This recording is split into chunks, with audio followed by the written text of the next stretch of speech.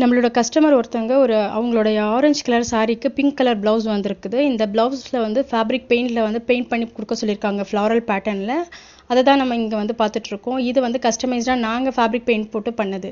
இதோட ஸ்லீவை தான் இந்த ஆம்ஹோல் ஸ்கேல் வச்சு எப்படி கட் பண்ணுறது அப்படின்றத சொல்லி கொடுக்க போகிறேன். உங்களுக்கு ஆம்ஹோல் ஸ்கேலோட மெஷர்மெண்ட் எடுக்கிறதுக்கு ஃபர்ஸ்ட் ஸ்லீவ் மார்க் பண்ணிக்கோங்க.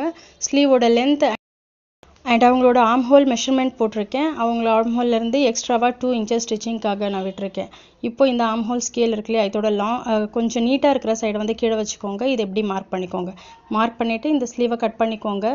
கீழே ஸ்லீவ் ரவுண்டு அதுக்கும் 2 inch எக்ஸ்ட்ரா விட்டுருக்கேன். வெட்டிட்டு கட் பண்ணிக்கோங்க.